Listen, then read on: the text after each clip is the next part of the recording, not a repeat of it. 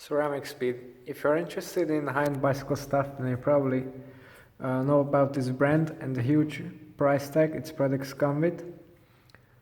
So today I'm going to tell you something about my experiences with their bottom rackets. I ride track bikes, so this covers the BB90 standard, which I have been using for a long time now on 3 of my bikes. Previously on my Honda, now on the Madone and the Speed concept. So these bikes all use the Trek's proprietary BB90 standard, which is actually a really simple bottom racket. It's the widest out there, with the 90 referring to the 90mm stance width. So this creates a really stiff frame, and inside you only have, actually you can see it here, it's just 2 bearings with spacer sleeves in them, pressed directly into the carbon fiber frame with no outer spacers or aluminium bottom bracket adapters there. So it's a really simple system. And this is the factory model and the Ceramicspeed one as well. I have bought my 2 bottom brackets in the coated configuration, which means that the inner races are treated with a super hard outer surface. So this is set to prolong the lifespan of these bearings, and you also get a 6-year warranty. So I'm quite interested about how they will perform in a long-term use, because in 6 years you can make a huge amount of kilometers. So far I've ridden about 20,000 kilometers on these bearings, and they seem to be holding up well. They suggest that you should clean them regularly if you ride in poor conditions, but that applies to every kind of bearing, not just ceramic ones.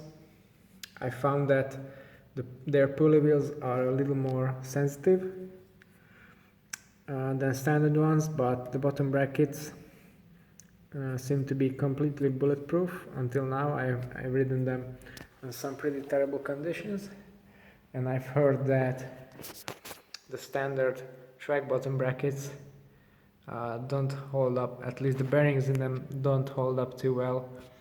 So I think that's an improvement. If you're buying these for the watt savings, then I would say this is one of the last upgrades you can make, because it really doesn't make much of a difference. You'll get more performance out of a pulley wheel upgrade or some aero wheels and such. So this is really just a marginal gain.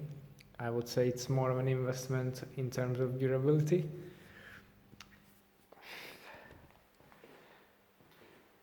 But the quality of the bearing is extremely high, and they run really smooth, so they live up to the promise on that standpoint. But I had one major flaw with them, and that is this spaces I have mentioned. Now, first, when I bought them, I was using a Shimano crank, or a complete Shimano group set, I say. But then I switched to SRAM, as you may know from my other videos. And these are the standard spaces that they include with the bottom bracket. These are basically just some hard nylon spacers, and the problem with them is, of course, it's quite obvious that the plastic isn't something that should be used in an area where power is transformed, mainly if you are talking about watt savings. So that's one thing, and another thing is, since they're plastic, they can't be made very precisely. So these are just some cheap plastic spacers that come with these super high-end bearings, so I think that's quite a shame. since they don't fit really snugly into the crank arm, they are allowed to spin between the bearing and the shaft. And this is wearing out the axle for first. It's wearing out the bearing interface, and it produces some friction and some losses, and you're wearing the plastic bit out, so you're creating basically a gap and that makes the whole crank go all wobbly, and it doesn't produce a creak as such, but there is some free play after some time there, so it's not a good solution.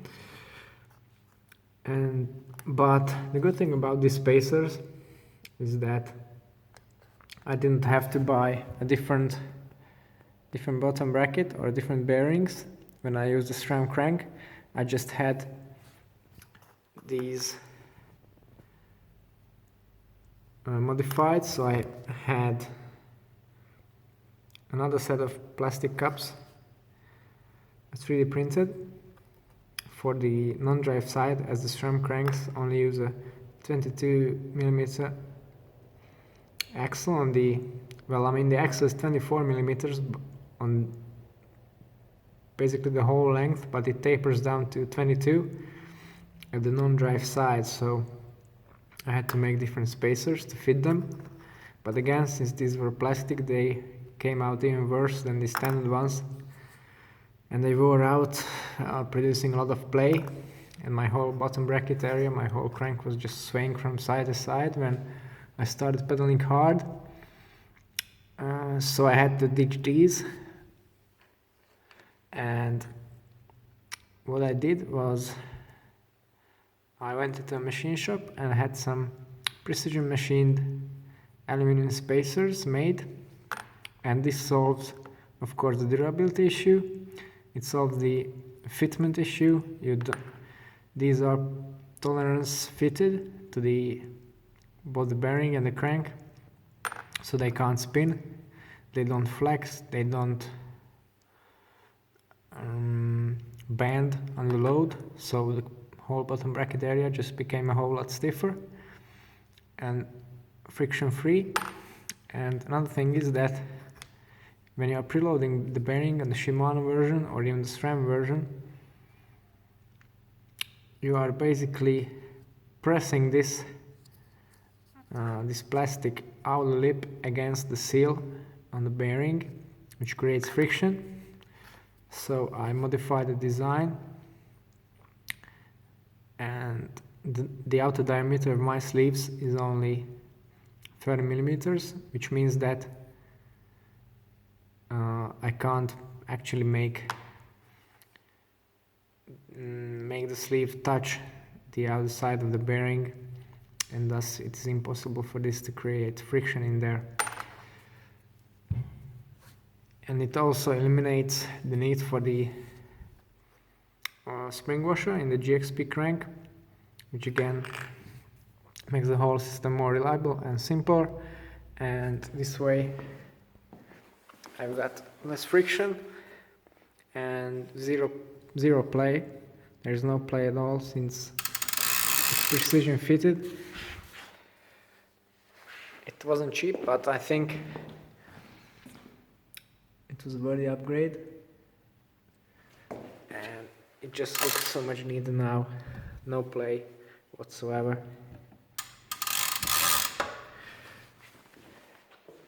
So this is my custom bottom bracket mod.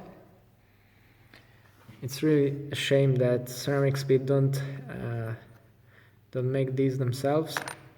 When you buy a set of bearings for more than 300 euros, then you would expect that you get some quality hardware in there, but unfortunately you don't. For this I looked up another bearing manufacturer, Kogel, which make all of their interfaces out of aluminium and cost much less. So if you are thinking of buying something like this, then I would really suggest that you look up their products, because In this regard, the Ceramicspeed bearings are, well, they seem to be way overpriced.